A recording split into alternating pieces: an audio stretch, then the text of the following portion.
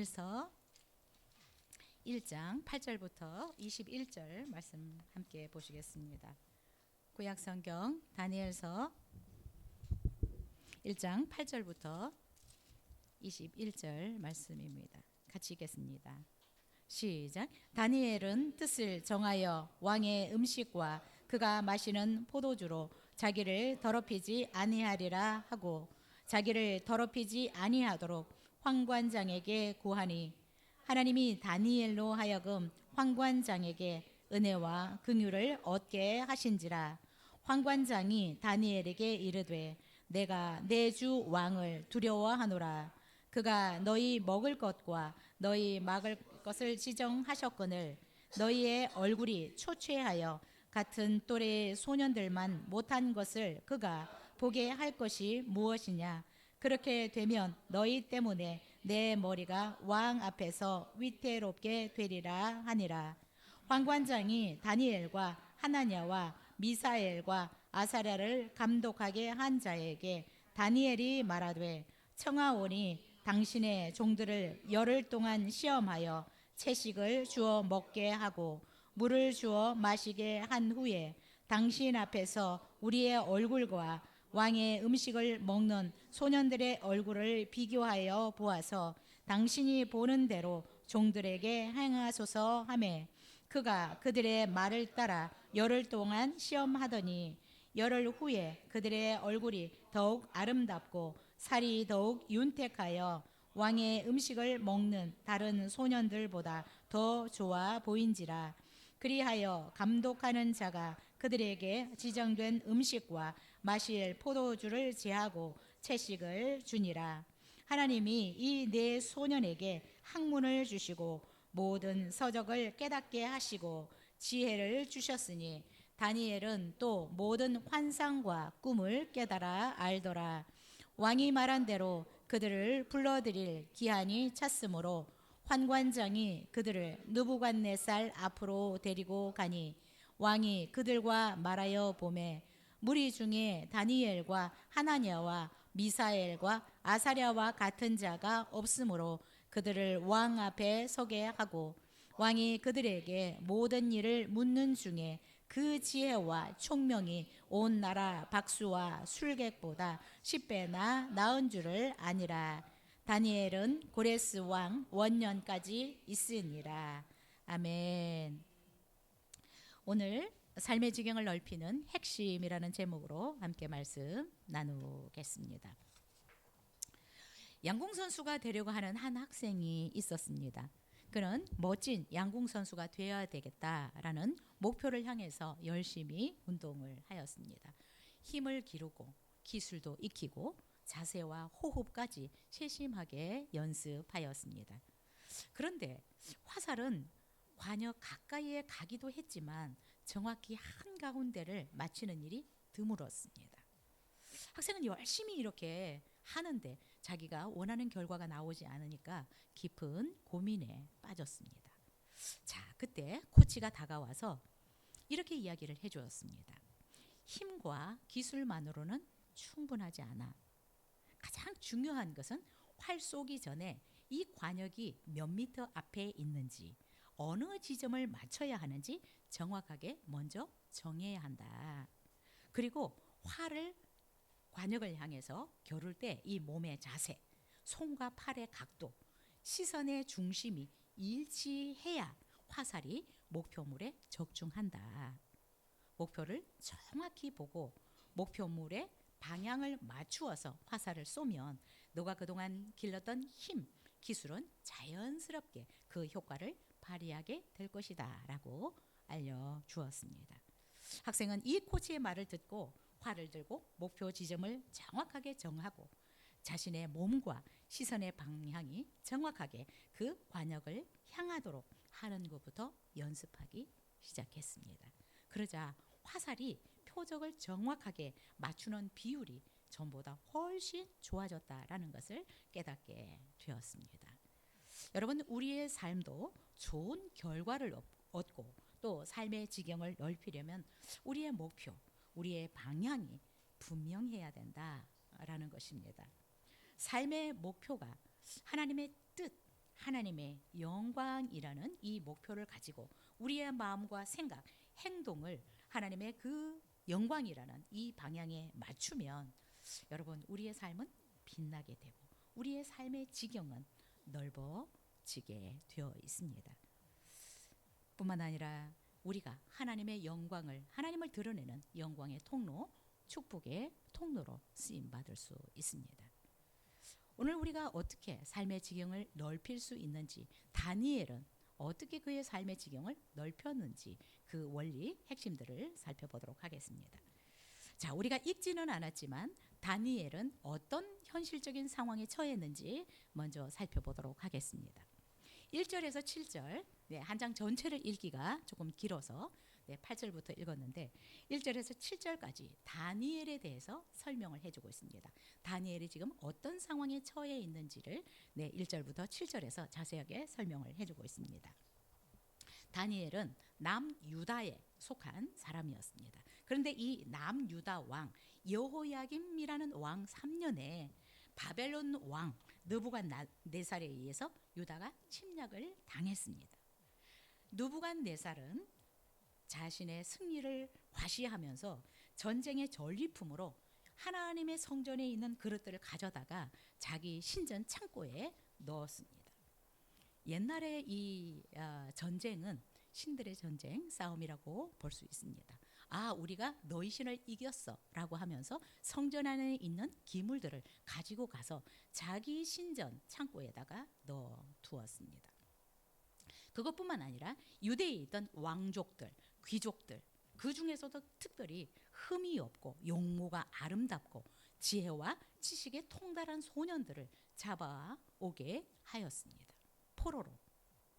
그래서 그들을 왕궁에서 교육을 시키고 훈련을 시켜서 결국은 유다 백성들의 이 충성심을 유지하기 위해서 왕궁에서 일을 하도록 하였습니다. 볼모로 잡아놓는 거죠. 그래서 결국은 이렇게 똑똑하고 왕족, 귀족인 사람들을 잘 바벨론식으로 훈련을 시켜서 왕궁에서 일을 하게 하였습니다. 결국 모든 유대인들의 충성심을 이들을 통해서 유지하도록 하기 위한 전략이었습니다.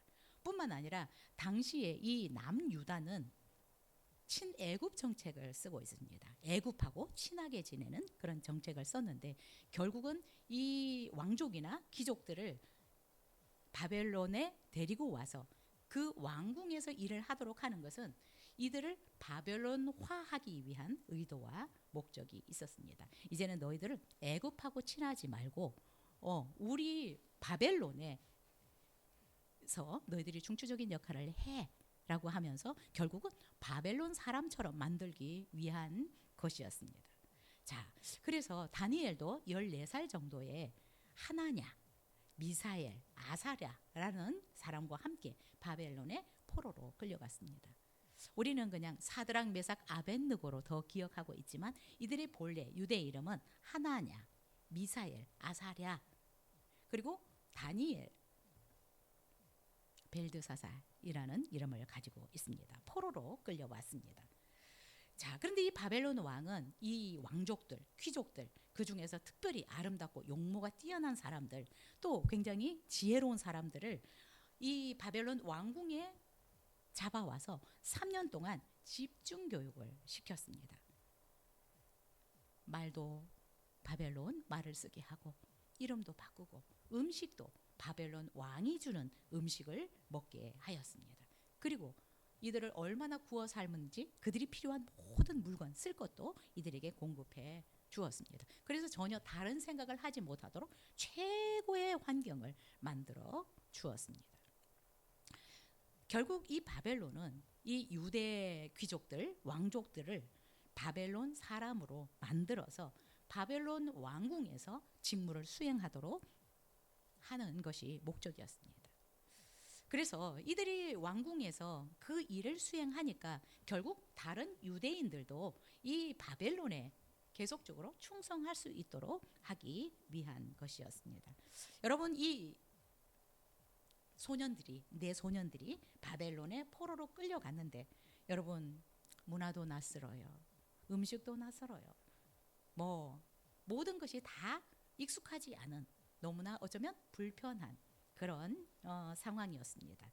여러분 음식도 이들이 먹는 것과 바벨론 사람들이 먹는 것이 너무나 달랐고 왕이 주는 음식이 정말 어쩌면 먹지 말아야 될 그런 음식들이었습니다. 자, 다니엘은 바벨론이라는 이 나라에 이방 문화에 우상들을 섬기는 이 나라에 끌려와서 말도 바벨론 말을 써야 되고 이름도 바꿔버리고 음식도 다 바벨론에서 제공하는 그 음식을 먹어야 했습니다. 여러분 이런 상황에서 내가 하나님의 사람으로 살아간다는 것은 쉽지 않을 것입니다. 그렇지만 어떻게 다니엘이 바벨론에서 그의 지경을 넓혀가는지 오늘 말씀에서 우리에게 분명히 가르쳐 주고 있습니다. 8절 같이 읽겠습니다. 시작. 다니엘은 뜻을 정하여 왕의 음식과 그가 마시는 포도주로 자기를 더럽히지 아니하리라 하고 자기를 더럽히지 아니하도록 환관장에게 구하니. 여러분 이런 포로로 바벨론의 이방 나라의 우상을 섬기는 나라의 포로로 끌려온 사람이 어떻게 하나님의 백성으로 살아갈 수 있는가, 어떻게 그의 삶의 지경을 넓혀갈 수 있는가, 그것은 뜻을 정하는 것입니다. 삶의 방향을 분명하게 정하는 것입니다. 다니엘은 왕족이나 귀족 출신이다라고 성경은 얘기를 하고 있고요. 그래서 유대 지방에서 존귀하게 역임을 받았던 엘리트 소년이라고 볼 수 있습니다. 그런데 느부갓네살이 예루살렘을 정복하면서 이들은 익숙하지 못한 환경 그리고 특별히 우상을 숭배하는 이방 땅에 지금 포로로 끌려와 있는 그런 신세입니다. 모든 것이 다 낯설었을 것입니다. 낯선 게 아니라 불편했을 것입니다. 그들의 문화, 우상을 숭배하는 문화가 너무나 거슬리고 불편했을 수도 있고요. 또한 이들이 먹는 음식, 왕이 제공하는 음식 또한 거부하고 싶은 그런 음식들이었을 것입니다. 그래서 이런 문화적인 또한 음식, 종교적인 여러 부분에서 낯선 것뿐만 아니라 굉장히 불편했다, 거슬렸다, 힘들었다라고 생각이 듭니다. 여러분은 우리가 정말 좋은 환경에 있다가 갑작스럽게 어느 지역에 볼모로 끌려갔거나 이렇게 포로 신세가 되면 참 사람들의 반응은 다양하게 나타난다라고 학자들은 얘기를 하고 있습니다. 사람들이 갑작스럽게 어떤 역경이나 낯선 환경에 들어가면 주로 세 가지 반응으로 나타난다라고 얘기를 합니다.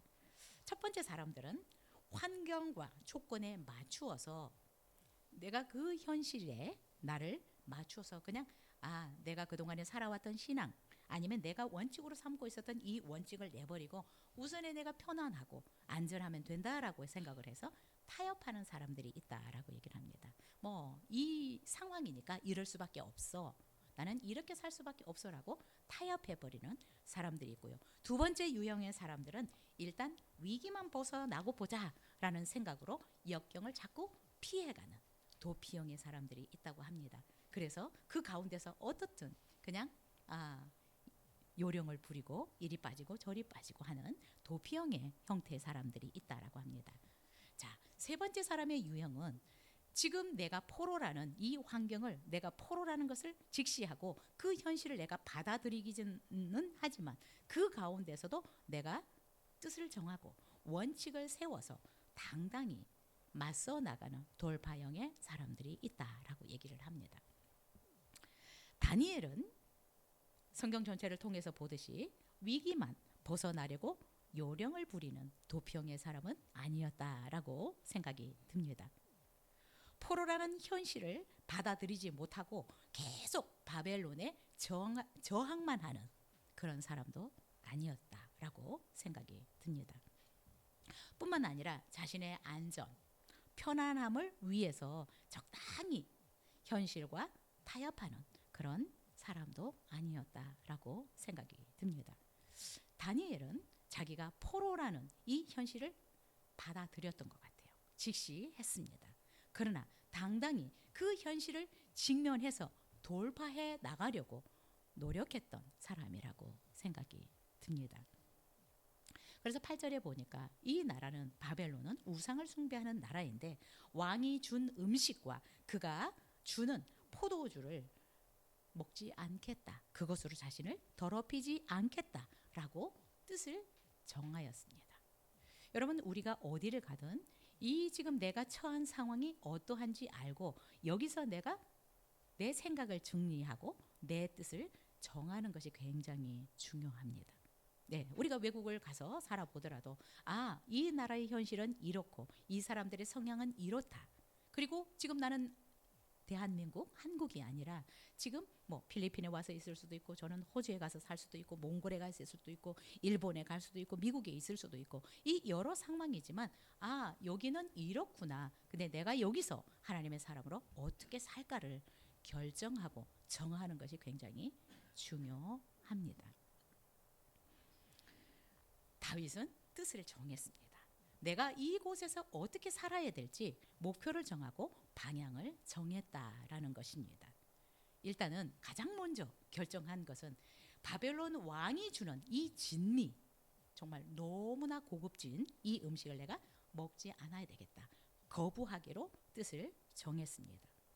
여러분, 이것은 그냥 유대 지방에서 먹던 그 음식을 내가 여기서 그대로 먹어야 되겠다. 유대 음식을 고집하는 그런 것은 아닙니다.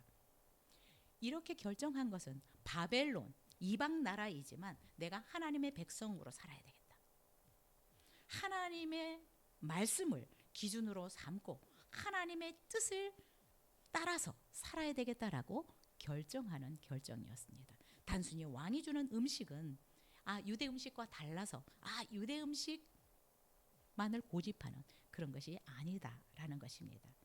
여러분, 보통 이 바벨론 우상을 섬기는 나라에서 특별히 바벨론 왕이 주는 이 음식 포도주는 하나님 말씀의 규정에서 보면 부정한 음식이거나 또는 우상에게 바쳐졌던 음식일 수 있다라는 것을 다니엘은 알았습니다. 그래서 비록 내가 이방 나라 우상을 섬기는 바벨론에 와 있지만 나는 여기에서 하나님 말씀을 기준으로 삼고 살아야 되겠다. 이 목적, 이 방향을 분명히 정했다라는 것입니다. 하나님의 뜻에 방향을 맞추고 살겠다라는 결심을 한 것입니다. 여러분, 사실 우상 숭배를 하는 이 바벨론 지역에서 포로로 그것도 살면서 내가 하나님의 말씀대로 살겠다. 여기에서도 하나님의 백성으로 살겠다라고 하는 것은 결코 쉬운 일은 아닙니다. 이런 결단을 한 자체도 굉장히 어려운 결단이었을 것이다 라고 생각이 듭니다. 그래서 여러분, 우리가 무엇을 결정한다, 내가 결단했다라고 해도 그 결단을 실행할 수 있는 것은 쉽지 않습니다. 상황적으로 다니엘도 그런 결단을 하지만 사실은 그런 결단대로 살아갈 수 있는 상황도 아니기 때문에 그렇습니다. 여러분, 사실 우리가 결심한 것을 실천하는 것, 내 삶으로 옮기는 것은 생각보다 쉽지 않습니다. 그렇죠? 우리도 수없이 결단합니다. 어떻게 살아야 되겠다. 내가 하나님의 사람으로 어떻게 살아야 되겠다. 수없이 결단하지만 그 결단을 실제적으로 내 삶에 옮기는 것은 쉬운 일은 아닙니다. 그래서 많은 경우에 어때요? 내가 정말 맹세하지만 그렇게 결단을 강하게 하지만 그 결단들이 내 마음속에 있는 것으로 그냥 결단한 것으로 끝나는 경우들이 너무 많고 실제적으로 행동으로 나타나는 것은 쉽지 않습니다. 다니엘은 왕이 주는 이 음식과 포도주를 마시면서 내 자신을 더럽히지 않겠다라고 결단하였습니다. 그런데 작심삼일이라고 하는 우리와 달리 그는 자신의 마음에만 결단을 담아두지 않았다라는 것입니다. 어쩌면 이 결단을 밖으로 얘기하는 것조차 너무나 위험한 그런 상황이었지만 그는 이 결단을 행동으로 옮기기를 결단하고 누구를 찾아갑니까? 환관장을 찾아갑니다. 환관장을 찾아가서 왕이 주는 음식과 포도주를 먹지 않게 해달라. 우리에게 주지 말라고 간청을 하였습니다. 여러분, 그런데 이 간청들이 쉽게 허락지지 않는다라는 것은 성경은 우리에게 얘기하고 있습니다. 내가 그렇게 결심해도 주변이 도와주지 않는 것입니다. 상황이 허락하지 않는 것입니다. 여러분, 이러면 우리는 어떻습니까? 그냥 또 타협합니다. 아, 상황이 허락하지 않아. 아, 이 사람이 지금 반대를 하고 있어. 그래서 나는 내 결심을 포기할 수밖에 없어. 내려놓을 수밖에 없어라고 우리는 생각할 수 있습니다. 자, 다니엘이 왕이 주는 음식을 먹지 않겠다라고 결단하고 결심했지만 사실 그의 결단을 실천으로 옮기는 때는 벽이 있습니다. 환관장이 허락을 안 하는 것입니다. 우리 10절 같이 읽겠습니다. 시작. 환관장이 다니엘에게 이르되 내가 내 주 왕을 두려워하노라. 그가 너희 먹을 것과 너희 마실 것을 지정하셨거늘 너희의 얼굴이 초췌하여 같은 또래의 소년들만 못한 것을 그게 보게 할 것이 무엇이냐. 그렇게 되면 너희 때문에 내 머리가 왕 앞에서 위태롭게 되리라 하니라. 다니엘이 왕이 지정해 준 이 음식을 먹지 않으면 오히려 환관장에게 자기에게 불이익이 있을까 봐 너희들 허락해 줄 수 없다. 다니엘이 요청한 것을 허락해 줄 수 없다라고 환관장은 얘기하고 있습니다. 여러분, 우리가 어떤 결심한 것, 결단한 것이 이렇게 거부를 당하거나 반대에 직면하게 되면 쉽게 포기하려고 하는 성향들이 있습니다. 그래서 우리도 올해를 시작하면서 우리가 결단했잖아요. 그렇죠? 저도 여러분이 써냈던 결단서가 파일에 있는데 성경을 어떻게 읽을 것이고 예배를 어떻게 참석할 것이고 이런 것들이 있는데 이 결단을 지켜내는 것이 사실은 쉽지 않은 것 같아요. 성경을 그래도 일독해야지. 수요 예배를 참석해야지. 기도 시간을 하루에 그래도 몇 분 정도 가져야지. 이런 결단들을 하지만 그 결단들을 1년을 돌아보고 지금 12월에 왔는데 사실 이 결단을 지켜내지 못한 연약한 부분들이 우리 안에 있습니다. 자, 그런데 다니엘은 좀 달랐던 것 같아요. 환관장이 자기가 목이 날아갈까 봐 허락해 주는 것을 거부하니까 오히려 구체적인 방법까지 환관장에게 제시하면서 자신의 뜻을 굽히지 않습니다. 여러분, 우리가 주님의 일을 하려고 하고 주님의 말씀대로 살려고 결단을 할 때 반드시 어쩌면 이런 위기 상황들이 옵니다. 사단은 또 때때로 하나님은 우리의 진심을 알아보기 위해서 우리가 상상할 수 없었던 반대에 부딪히게도 하는 그런 상황들을 우리는 만나게 됩니다. 그럴 때 여러분 포기하지 않으시면 좋겠습니다. 그 상황을, 그 위기를, 그 반대를 넘어갈 수 있어야 우리의 삶의 지경을 하나님이 넓혀 주십니다. 우리가 자꾸 상황에 타협하지 않았으면 좋겠습니다. 수요 예배를 온다고 해도 조그마한 상황이 있으면 다 타협하고 오늘 내일 하면서 계속해서 오지 못하는 경우들도 있고요. 성경을 올해 일독해야지 라고 야심차게 결심을 하고 출발했지만 모르겠어요. 28일 날 몇 분이 성경을 통독을 해서 상을 받을 수 있는지는 모르겠습니다. 아직. 여러분, 우리의 결심이 작은 반대 앞에서 이렇게 너무나 쉽게 무너지는 그런 연약함이 있습니다. 다니엘은 단단했던 것 같아요.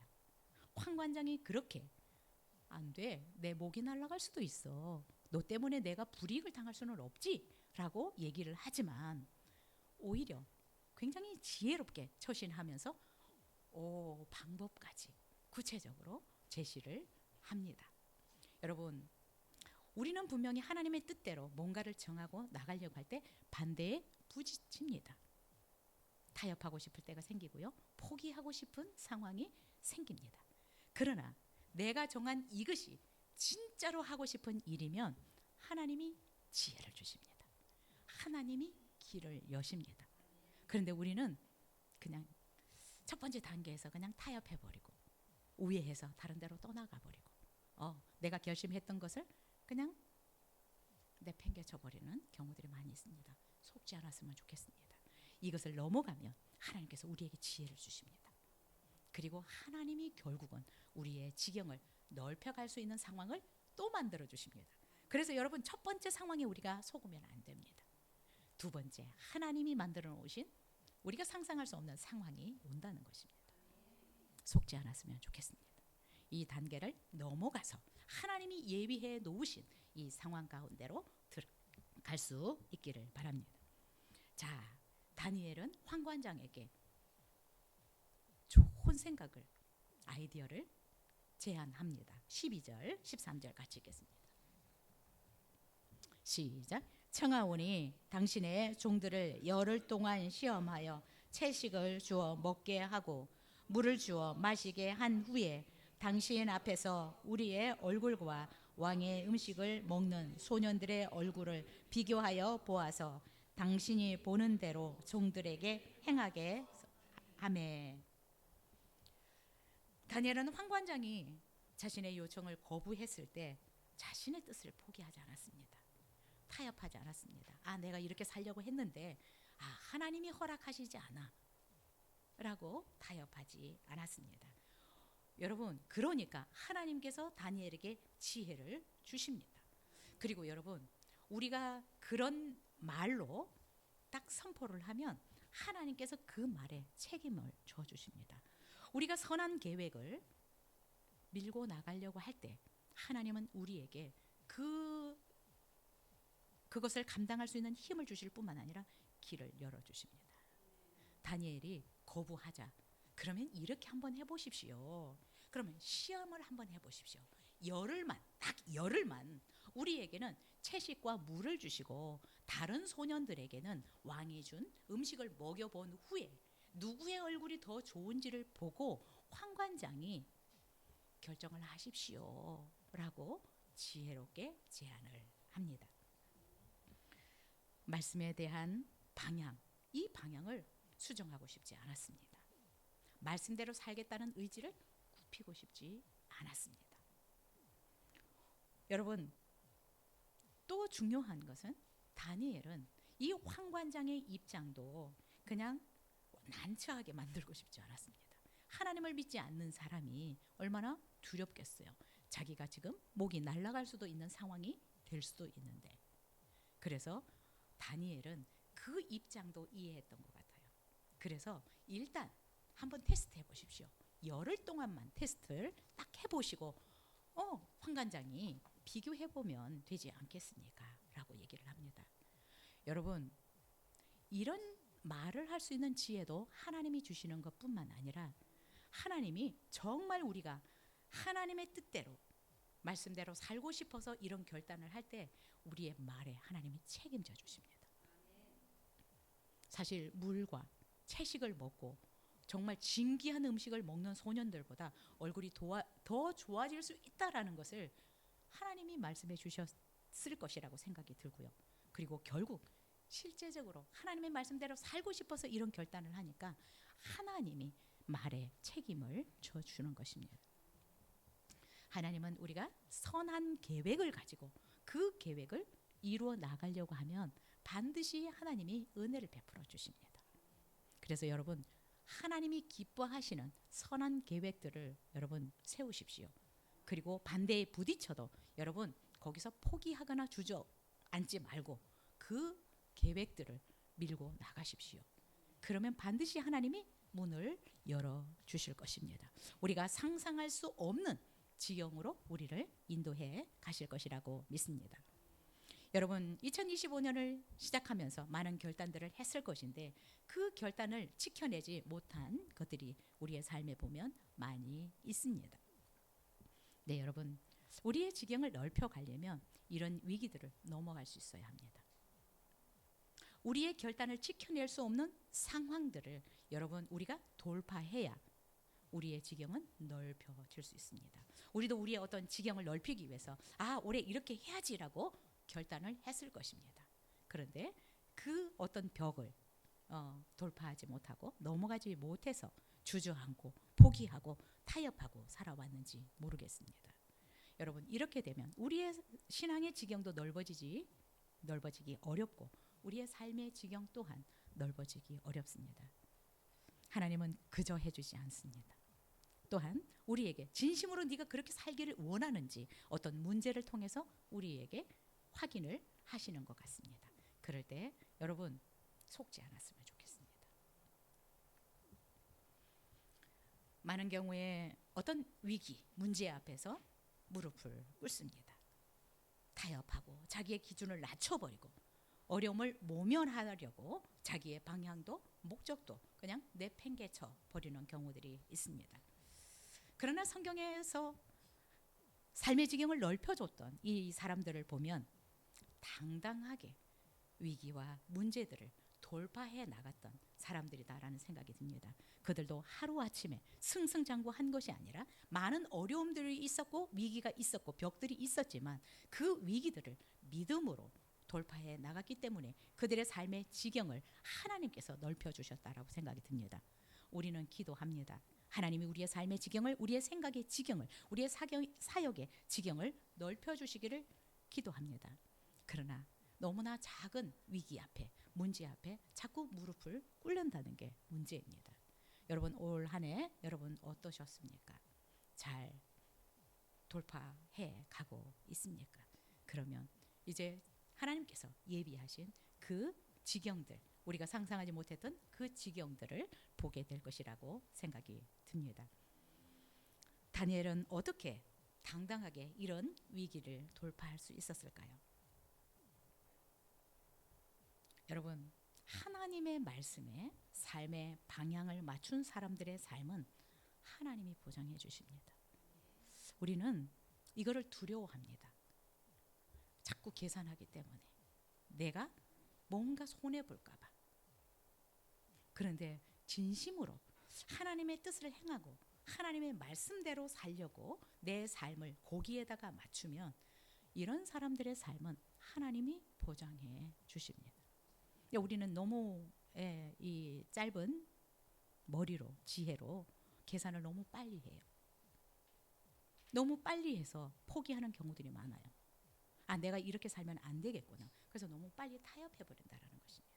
그런데 하나님은 우리의 진짜 믿음을 보기를 원하고요. 우리의 진심을 보기를 원합니다.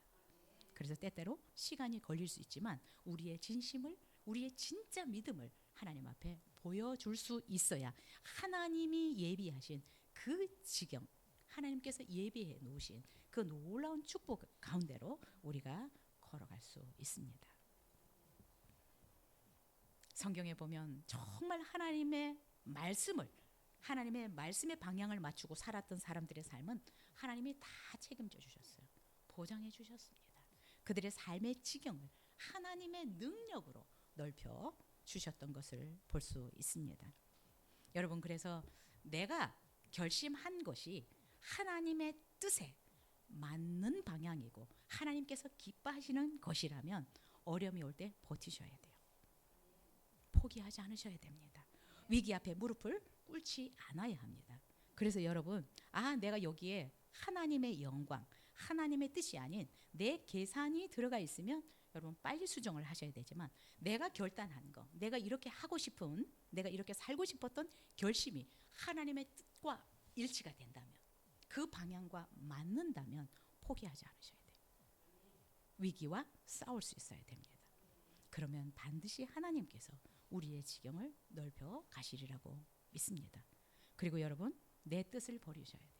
내 생각, 내 계산을 버리시고 하나님의 뜻에 나를 맞춰야 돼요. 아까 양궁하는 사람도 그 관역을 향해서 내 몸과 시선과 각도 모든 것들을 그 관역을 향해서 맞춰야 적중, 그 화살이 적중하는 것처럼 우리의 모든 것들이 하나님의 뜻에 방향이 맞추어지면 역사는 일어나게 되어 있습니다. 그래서 우리를 살펴봐야 합니다. 내가 진짜로 하나님의 뜻, 하나님의 말씀을 지키려고 하고 있는 것인지, 하나님의 영광을 위해서 하려고 하는 것인지, 이것이 여러분 맞다면 어려움들이 오게 되지만 잘 버티고 이겨나가면 반드시 하나님이 승리하게 하실 거라고 믿습니다.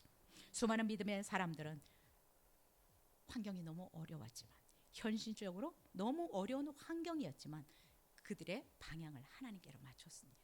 하나님의 말씀에 그들의 방향을 맞췄습니다. 그랬더니 그들의 삶을 하나님이 열어주셨고 지경을 넓혀주시고 책임져 주셨습니다. 여러분, 우리는 이 성경의 원리대로 살아야 되는 것입니다. 그럴 때 하나님께서 우리의 지경을 넓혀 주십니다. 우리가 아무리 요령 부리고 우리의 머리로 계산하면서 간다고 해도 결과가 그렇게 썩 좋지는 않을 것이라고 생각이 됩니다. 그러나 정말 하나님의 뜻의 방향을 맞춘 사람들의 삶은 달라지리라고 믿습니다. 지금까지 여러분이 어떻게 살아오셨는지 모르지만 여러분의 마음과 여러분의 생각과 여러분의 삶의 방향들을 하나님께 맞추고 하나님의 말씀에 맞추면 분명히 하나님께서 보장해 주리라고 믿습니다. 그래서 하나님은 자신의 앞날에 대해서 건심하고 걱정하는 여호수아를 향해서 네가 정말 평탄하고 내 삶이 평탄하고 내 지경이 넓을 수 있는 비결이 있다. 자신의 힘으로가 아니라 여호수아 1장 8절에서 그래서 이렇게 가르치고 있습니다. 이 율법책을 내 입에서 떠나지 말게 하며 주야로 그것을 묵상하여 그 안에 기록된 대로 다 지켜 행하라. 그리하면 내 길이 평탄하게 될 것이고 내가 형통할 것이다. 여러분, 우리의 삶의 지경이 넓어질 수 있는 것은 하나님의 말씀의 방향을 맞추고 그 말씀대로 살아갈 때 하나님이 우리의 삶을 평탄하게 형통하게 보장해 주신다라고 말씀하셨습니다. 여러분, 우리가 이 세상 살아가지만 이 세상의 여러 가지 이야기에 흔들리지 않았으면 좋겠고요. 하나님의 말씀의 원리를 따라서 살아가면 하나님이 보장해 주시는 그런 삶을 살게 될 것이라고 믿습니다. 우리는 오늘 다니엘을 통해서 다니엘이 그 어려운 상황, 포로라는 이방 나라에서 포로라는 이런 상황이었지만 그의 삶을 하나님께 맞추고 하나님의 말씀대로 살아갔더니 하나님이 다니엘의 삶의 지경을 얼마나 넓히셨는지 본문을 통해서 볼 수 있습니다. 우리 17절부터 21절까지 같이 읽겠습니다. 시작. 하나님이 이 네 소년에게 학문을 주시고 모든 서적을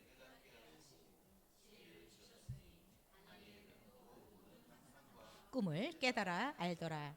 왕이 말한 대로 그들을 불러들일 기한이 찼으므로 환관장이 그들을 느부갓네살 앞으로 데리고 가니 왕이 그들과 말하여 보매 무리 중에 다니엘과 하나냐와 미사엘과 아사랴와 같은 자가 없으므로 그들을 왕 앞에 서게 하고 왕이 그들에게 모든 일을 묻는 중에 그 지혜와 총명이 온 나라 박수와 술객보다 10배나 나은 줄을 아니라. 다니엘은 고레스 왕 원년까지 있으니라. 여러분, 우리가 정말 살면서 생각해야 할 중요한 것이 있습니다. 여러분, 뭔가 자꾸 우리는 빨리빨리 이 속도에 대해서 굉장히 불안해하는 것 같아요. 저 사람은 벌써 저만큼 달려가고 있어? 나는 여기야? 여러분, 우리 삶을 살아가는 데 있어서 속도는 그렇게 중요한 것 같지 않습니다. 더 중요한 것은 방향입니다. 내가 방향을 제대로 잡고 살아가고 있느냐. 여러분, 아무리 속도가 빨리 나간다고 할지라도 방향이 잘못되면 결국은 망하는 것입니다. 성경은 분명히 속도보다 방향이 중요하다라고 계속해서 가르치고 있습니다. 성경은 이 원리를 너무나 분명하게 가르치고 있고 또 이 원리대로 살았던 사람들의 삶을 하나님은 보여주고 있습니다. 성경에서 최고의 삶을 살았던 사람들은 하나님의 말씀을 기준으로 삼고 살았던 사람이고 하나님의 뜻을 자기 뜻보다 더 우선순위에 놓고 살았던 사람입니다. 다니엘 또한 그런 사람이라고 생각이 듭니다. 다니엘은 바벨론 우상 숭배하는 이 나라에서 어쩌면 정말 하나님의 백성으로 살아가는 최악의 상황 조건에서도 하나님의 백성으로 살겠다라는 결심을 하였고 결국 하나님의 뜻에 내 삶의 방향을 맞추고 살겠다, 말씀대로 살겠다라고 그가 결단했습니다. 여러분, 그 결과는 그냥 다니엘은 하나님의 뜻의 방향을 맞추고 충성스럽게 살았는데 그의 삶의 지경을 하나님께서 넓혀 주셨습니다. 여러분, 우리가 열심히 살아서 내 삶의 지경을 넓혀가는 것도 참 좋지만 그러나 한계들이 있습니다. 그렇죠? 우리의 능력의 한계, 에너지의 한계, 지혜의 한계, 우리는 참 많은 한계들이 있습니다. 그런데 우리의 삶의 지경을 내가 정말 하나님의 능력으로 내 삶의 지경이 넓어지면 그것은 너무나 확실한 것이고 또한 정말 우리가 상상할 수 없을 만큼 넓고 탄탄하게 확장되어 간다라는 것입니다. 여러분, 우리도 우리의 삶의 지경들, 그래도 우리의 환경들을 조금 더 좋게 하기 위해서 최선을 다하지만 그러나 우리는 하나님께 방향을 맞춰서 하나님께서 우리를 축복하시고 우리의 삶의 지경을 넓히는 여기에 우리가 우선순위를 둬야 된다라는 생각이 듭니다. 성경은 분명히 얘기하고 있습니다. 여호수아 아까 1장 8절의 말씀처럼 그 하나님의 말씀대로 살았을 때 우리의 삶이 형통하고 평탄하다라고 말씀하셨습니다. 하나님이 원하시는 뜻에 하나님의 그 말씀의 기준을 가지고 살아가면 우리가 상상할 수 없는 지경이 넓어질 것이라고 생각이 듭니다. 자, 다니엘이 정말 그 바벨론에서도 어쩌면 하나님의 백성으로 살아가는 것이 어렵고 하나님의 뜻, 하나님의 말씀대로 살아가는 것이 어려웠지만 그러나 포기하지 않고 그 하나님의 말씀에 방향을 맞추고 살한 결과를 성경은 우리에게 얘기해 주고 있습니다. 15절 같이 읽겠습니다. 시작. 열흘 후에 그들의 얼굴이 더욱 아름답고 살이 더욱 윤택하여 왕의 음식을 먹는 다른 소년들보다 더 좋아 보인지라. 물과 채식을 했는데 왕이 준 음식을 먹은 소년들보다 얼굴이 훨씬 좋았다 라고 얘기를 하고 있습니다. 결국 뜻을 굽히지 않았더니 하나님께서 오히려 이들이 더 좋게 보이게 해주셨습니다. 17절 같이 읽겠습니다. 시작. 하나님이 이 네 소년에게 학문을 주시고 모든 서적을 깨닫게 하시고 지혜를 주셨으니 다니엘은 또 모든 환상과 꿈을 깨달아 알더라. 여러분, 하나님이 우리에게 주시는 것은 놀랍습니다. 하나님의 말씀대로 살아가려고 한 이 소년들에게 하나님이 학문을 주시고 또 공부를 하는데 더 잘 깨닫게 해주시고 지혜를 주시고 모든 또 다니엘은 특별히 모든 환상, 꿈을 해석할 수 있는 지혜도 주셨더라라고 말씀하고 있습니다. 자, 19절 같이 읽겠습니다. 시작. 왕이 그들과 말하여 보매 무리 중에 다니엘과 하나니아와 미사엘과 아사랴와 같은 자가 없으므로 그들을 왕 앞에 서게 하고. 똑같이 3년 동안 집중해서 교육을 받았는데 다니엘과 하나야와 미사엘과 아사랴와 같이 지혜가 뛰어난 사람이 없었더라라고 얘기를 하고 있습니다. 그래서 결국은 바벨론의 사람들을 등용시키는 것이 아니라 이들을 궁중에 등용시키게 해주셨습니다. 그래서 결국 이들이 왕 앞에 서게 하였다. 왕궁에서 그들이 직무를 수행하게 되었다라고 얘기하고 있습니다. 포로로 잡혀왔던 자가 이방 나라의 왕궁에서 그들의 직무를 수행할 수 있는 최고의 엘리트의 삶을 살아갈 수 있게 해주셨다라는 것입니다. 20절을 읽겠습니다.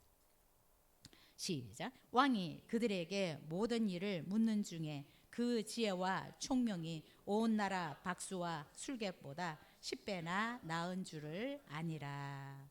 네, 그 나라의 박사들, 술객들보다 10배가 더 뛰어나더라라고 얘기를 하고 있습니다. 그러면 결국 누구를 뽑겠습니까? 여러분, 하나님의 말씀에 방향을 맞추고 살아가면 우리가 노력으로 되지 않는 지혜와 총명을 주시고 또한 하나님께서 은혜를 베풀어 주셔서 정말 누구에게 사랑을 받고 인정을 받게 되고 또 무엇보다 하나님께서 예비하신 놀라운 그 위치로 이끌어 가신다라는 것입니다. 여러분, 포로로 끌려갔는데 어떻게 왕궁에서 일을 할 수 있는 사람들이 되겠어요? 최고의 엘리트의 자리에 어떻게 포로들이 올라갈 수 있겠습니까? 그러나 하나님은 그의 말씀대로 산 사람들에게 이런 놀라운 은혜를 베풀어 주셨다라고 성경은 얘기하고 있습니다.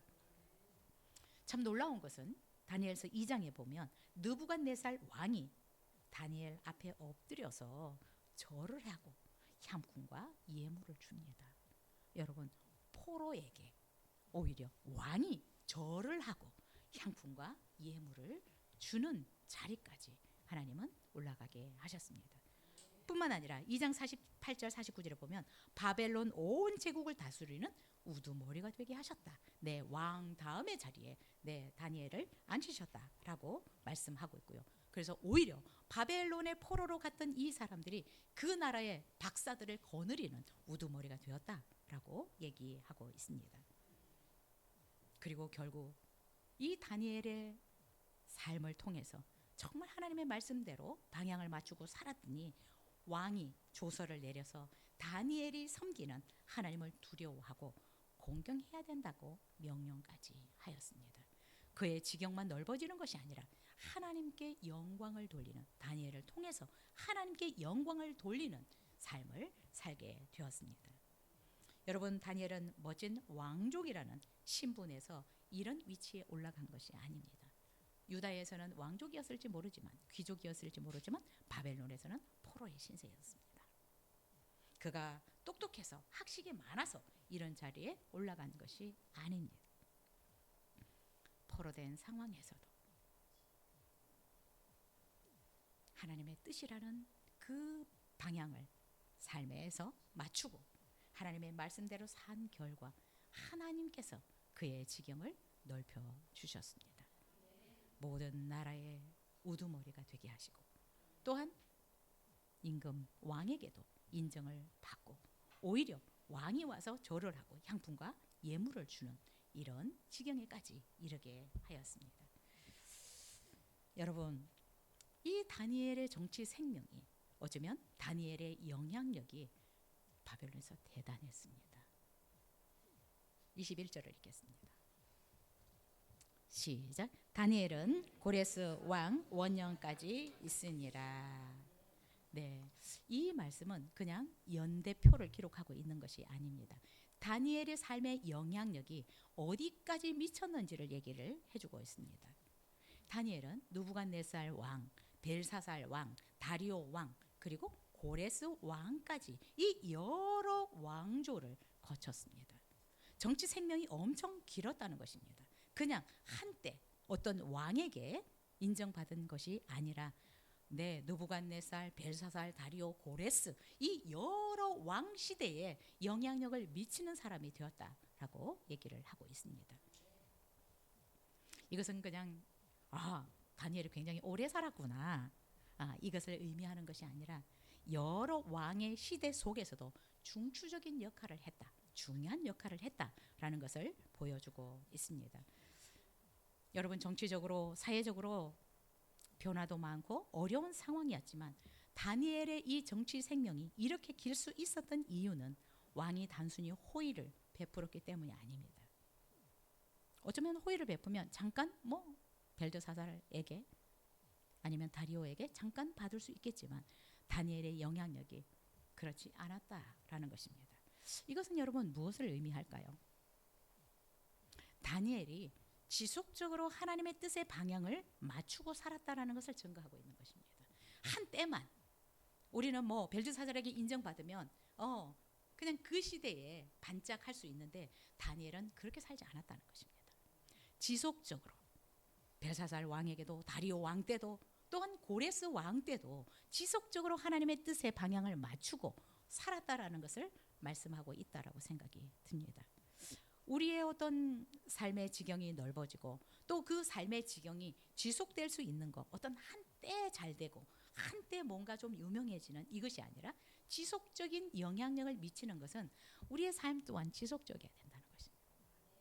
그런데 우리는 참 이 얄팍해서요, 우리가 하나님의 말씀대로 살았을 때 우리를 축복하면 그냥 하나님을 잊어버리는 경우들이 너무 많아.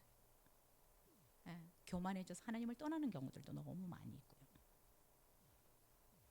다니엘은 그렇지 않았다는 것입니다. 지속적으로 어느 왕을 만나든지 어떤 상황을 만나든지 지속적으로 하나님의 말씀대로 하나님의 말씀에 하나님의 뜻의 방향을 맞추고 살았다라는 것입니다. 우리는 한번 그런 은혜를 입으면 그것이 지속될 거라고 생각을 합니다. 여러분, 우리가 한번 축복을 받으면 돈을 가지면 이것이 영원할 것이라고 생각하지만 그렇지 않은 경우들이 너무 많이 있습니다. 여러분, 그래서 하나님이 우리에게 건강을 주시고 뭐 재물을 주시고 어떤 이렇게 정말 높은 위치를 줄 때 지속적으로 하나님과 동행하는 삶을 살아가는 것이 중요하다라는 것입니다. 여러분, 우리의 신앙생활은 그냥 반짝 한때가 아닙니다.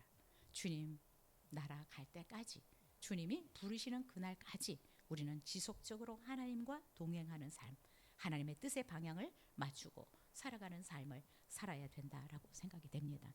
그러면 이 다니엘의 정치 생명이 이렇게 길 수 있었던 것처럼 우리의 삶 또한 풍성함이 길어질 것이다. 하나님께서 이스라엘 백성들을 가나안에 보내시기 전에 너희들이 내 말씀, 내 율법을 쫓아서 잘 살면 하나님이 주신 이 가나안 땅에서 너희들이 장구하게 살 것이다. 그러나 그렇지 않으면 속히 망하게 될 것이다 라는 것을 분명히 말씀하고 있습니다. 여러분, 그래서 하나님께서 우리의 길을 열어주시고 우리를 축복하실 때 그것으로 만족해서 하나님과의 관계가 소원해지고 하나님의 말씀대로 사는 것들을 자꾸 우리가 다른 것들과 타협하면 우리의 생명이 길어질 수가 없습니다. 지속적으로 하나님의 말씀을 따라서 살아가게 된다면 우리의 삶 또한 우리의 지경이 지속적으로 넓어질 뿐만 아니라 그 은혜도 지속적으로 우리가 경험할 것이라고 믿습니다. 여러분, 우리의 삶의 지경을 넓히는데 여러분 잊지 말아야 될 것은 자꾸 빨리빨리 하다 보면 중요한 것을 놓쳐버릴 수가 있습니다. 여러분, 그러나 우리가 지금도 신앙생활을 하는데 내 방향이 제대로 맞춰져 있는지 이것을 점검해야 합니다.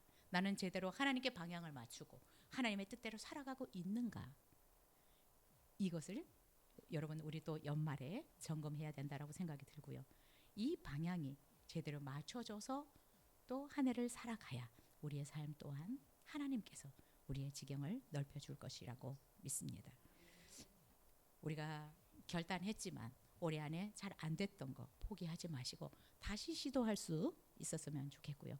또한 끝까지 하실 수 있으면 좋겠습니다. 그러면 하나님께서 우리의 지경을 넓혀가시는 이 놀라운 축복을 경험할 것이라고 믿습니다. 속도보다 방향이다. 그래서 너무 방향을 안 맞추고 빨리 여러분 여기에 결과가 없습니다. 그리고 우리가 정확하게 방향을 맞추고 살아가면 반드시 좋은 일이 있을 것입니다. 좋은 결과들이 있을 것이고 또 지경은 넓어지게 되어 있습니다. 그래서 여러분 늘 점검해야 되는 것은 내가 제대로 방향을 맞추고 살아가고 있는지 이것을 점검하시면 좋겠다라는 생각이 들고요. 그리고 앞에서 얘기했던 것처럼 내가 정확하게 그 방향을 맞추고 살아간다면 어려움이 왔을 때 여러분 뒤로 물러서지 마십시오. 타협하지 마십시오. 반드시 올 수 있습니다. 위기가 올 수 있습니다. 우리의 결단을 흔드는 상황들이 올 수 있는데 여러분 거기서 타협하거나 포기하지 않으셔야 하나님께서 예비해 놓으신 그 은혜 안에 우리가 들어갈 수 있습니다. 어떤 어려움이 와도 정말 여러분이 하나님의 뜻대로 살아가려고 했던 이 뜻을 저버리지 않을 수 있었으면 좋겠습니다. 하나님은 우리에 대해서 모르는 것이 없습니다. 우리의 생각, 우리의 모든 상황들 너무나 잘 알고 있습니다. 여러분, 우리는 때때로 우리 꾀에 우리가 넘어갑니다. 얼마나 연약하고 얄팍한지 모르겠습니다. 그러나 여러분 손해보는 것 같아도 내가 지금 뭔가 손해보는 것 같아도 하나님의 뜻을 붙잡으십시오. 하나님의 말씀을 붙드십시오. 그러면 하나님이 보장해 주실 것이고 하나님께서 우리의 지경을 넓혀가시고 지속적으로 은혜를 베푸셔서 그 길을 탄탄하게 해주실 것입니다. 가나안에 들어가도 하나님의 말씀대로 살아야 계속해서 그 적과 꿀이 흐르는 땅에서 장구하게 길게 살 수 있을 것이다 라고 말씀하셨습니다. 올해 하나님께서 축복해 주셨습니까?